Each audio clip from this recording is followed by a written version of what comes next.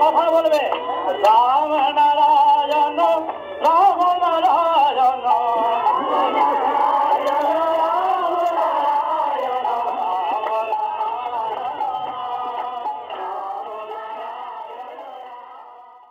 রামনারায়ণ রাম ঠাকুর শ্রী শ্রী বালক ব্রহ্মচারী মহারাজের শ্রীচরণে শতকোটি প্রণাম জানিয়ে শুরু করছি আজকের বেদ চর্চা।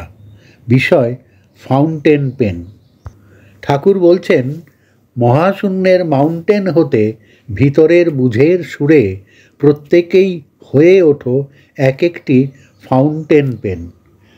ডানলপ, বরাহনগর, 21শে ফেব্রুয়ারি 1992।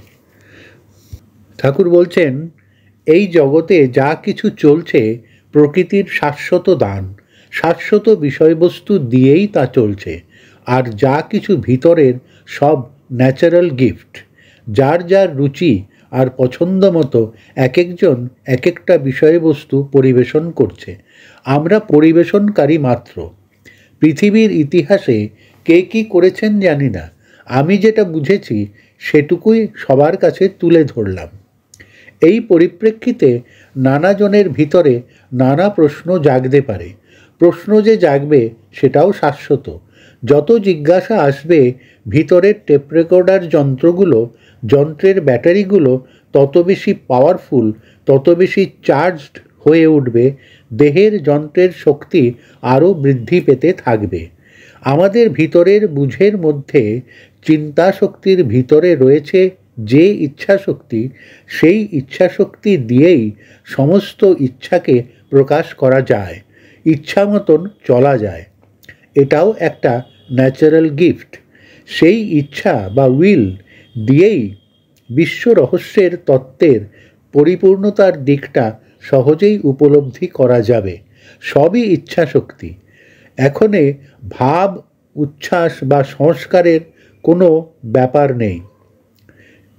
আমাদের এই দেহযন্ত্রে বুদ্ধি, বিবেচনা, ইচ্ছা, কনসেপশন যতটুকু যা আছে, এইটুকু শক্তি দিয়েই সব কিছু আয়ত্ত করা যায়। মনে করো, কম্পিটিশনে 5 জন দৌড়চ্ছে, তার মধ্যে একজন স্পিড দিয়ে ফার্স্ট হয়ে গেল, তার গলায় মেডেল উঠল। 5 জনই কিন্তু পরিশ্রম করে দৌড়চ্ছে। এখানেও সেরকম। কেউ হয়তো নেচারের বুদ্ধি দিয়ে তার যন্ত্রকে এমন সুন্দরভাবে চালিত করছে, সে বিশ্বের তত্ত্বকে আরও বেশি সুন্দরভাবে প্রকাশ করতে পারল, সে ফার্স্ট হয়ে গেল। আরেকজন পিছিয়ে রইল। পিছিয়ে থাকলে কি হবে? টেপ রেকর্ডার তো চলছে, ব্যাটারি ডাউন হয়ে গেলে স্লো মোশনে চলে। আবার টেপ রেকর্ডারের ব্যাটারি যদি সতেজ থাকে, সেটা স্পিড মোশনে চলবে। দেহযন্ত্রও সেই রকম, কখনো ভালো, কখনো উইক, আবার কখনো ফেল করে। Everything depends upon battery and current. Battery আর কারেন্টের উপরই সব কিছু নির্ভর করে। যার কারেন্ট যত সচেতন, গতির দিকটাও সে সেইভাবেই এগিয়ে যায়। প্রকৃতির এই বুঝের যন্ত্রে সচেতনতার সুরে সবাইকে সচেতন করে তোলো। তোমাদের দেহের টেপ রেকর্ডার যন্ত্রকে এই দিকে ব্যবহার করো, তাহলেই দেখবে ভিতরের সুরটা কেমন সুন্দরভাবে কলমের কালির মতো বেরিয়ে আসে। জানো না, পর্বতের বুক থেকে বয়ে চলেছে যে ঝর্ণা বা ফাউন্টেন, হাজার হাজার বছর আগে থেকে কোথায় যে তার উৎস আর কোথায় গিয়ে মিশে যাচ্ছে খুঁজে পাওয়া মুশকিল। মহাকাশের, মহাশূন্যের মাউন্টেন থেকে তোমাদের ভিতরে বুঝের কনসাস যে ফাউন্টেন বা ঝর্ণা বইতে থাকবে অবিরাম, সেটাই ফাউন্টেন পেন হয়ে যাবে। তোমরা প্রত্যেকেই হয়ে উঠবে সচেতনতার সুরে এক একটি ঝর্ণা কলম। সেই কলমের ঝর্ণাধারা বইতে থাকবে অবিরাম, অবিরত, বিরামহীন। সেই ফাউন্টেন পেন তোমরা চালাও, অশেষের গীত গান গাও। সমাজ জীবনে সকলের দুঃখ মোচন কল্পে কোন পথ নিতে হবে কলম পরিষ্কার তার ইঙ্গিত দেবে। সেই মতে সেইভাবেই সবাইকে চলতে হবে। তাই জ্ঞান, বুদ্ধি, বিবেক, বিচারের মাধ্যমে কলমকে যদি চালনা করা যায় তাতে হবে সমাজের কল্যাণ। এবার সেইভাবে কলম চালাও। প্রেম ভালোবাসার মাধ্যমে সবার মন জয় করে যত অন্যায় দুর্নীতি দূর করতে যদি পারো তবেই সফলতার সুর খুঁজে পাবে। কলম চলবে গণিতের সুরে, যুক্তির সুরে। তার ফলে অযথা ভয়, ভীতি, হতাশা, নিরাশা সব দূরে চলে যাবে। আসবে শুধু মনোবল। মনোবলে বলীয়ান হবার প্রবণতাই বৃদ্ধি পাবে। কনফিডেন্স, আত্মবিশ্বাস সুপ্রতিষ্ঠিত হবে। তোমরা নিজেরাই বলতে বাধ্য হবে, জন্মটা যখন হয়েছে হবার জন্যই হয়েছে, কিছু কাজ করার জন্যই হয়েছে। বিফল আমরা হব না। আমরা ধাক্কা খেতে পারি, হোঁচট খেতে পারি, পথে অনেক বিঘ্ন, অনেক কণ্টক আসতে পারে, কিন্তু আমরা সেইভাবেই প্রোটেকশন দিয়ে দিয়ে এগিয়ে যাব।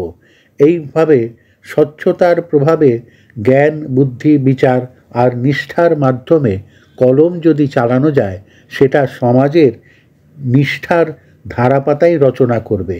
মানুষ তাতে আশ্বস্ত হবে, তৃপ্তি পাবে এবং সমাজের বৈষম্য দূরীভূত হবে। সমাজে যত দুর্নীতির বাসা ভেঙে যাবে, অভাব অভিযোগ দূর হবে। এক নিষ্ঠার ঢেউ সবার ঘরে ঘরে গিয়ে সবার মন স্পর্শ করবে। এক পবিত্র সুর, পবিত্র ধারা সর্বত্র বয়ে যাবে। প্রত্যক্ষ উপলব্ধির তত্ত্ব, অনুভূতির তত্ত্ব কলম দিয়ে আপনা আপনি বের হতে থাকবে। মানুষকে এক মানবতার বোধে পৌঁছে দেবে। তখন সমাজে প্রত্যেকে প্রত্যেকের দুঃখে দুঃখী হবে, সুখে সুখী হবে। কেউ কারো ক্ষতির চিন্তা করবে না।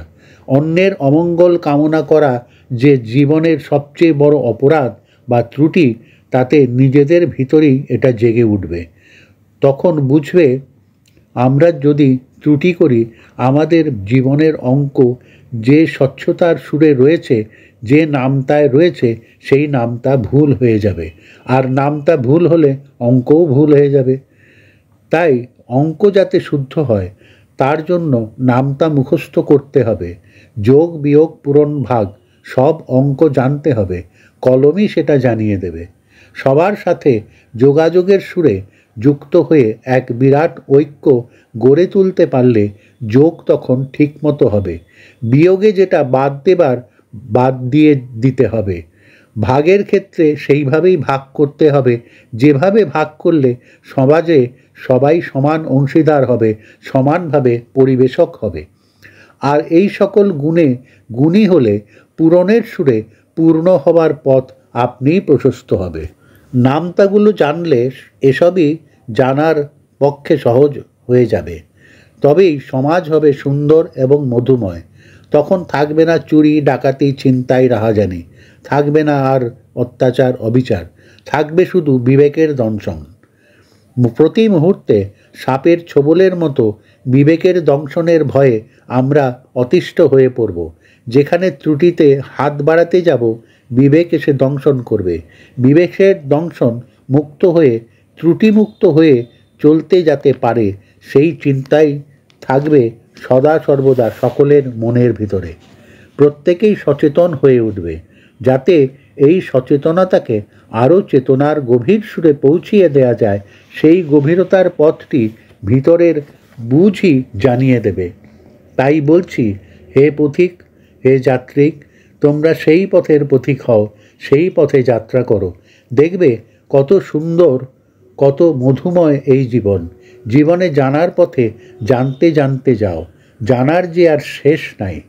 মহাশূন্যের অতল গর্ভে ডুবুরি হয়ে খুঁজতে থাকো, পাবে সেথা অমূল্য রতন। অমূল্য সেই সম্পদের কথা যাহা ভাবতে পারোনি, ভাবতে পারবে না কোনো দিন। আজ এই থাক। রাম নারায়ণ রাম। পুস্তক সূত্র অবুঝের বুঝ। প্রিয় সুধীবৃন্দ, আশা করি আপনারা আপনাদের মূল্যবান মতামত এবং পরামর্শ কমেন্ট করে জানাবেন এবং সাবস্ক্রাইব করে দেবেন। রাম নারায়ণ রাম।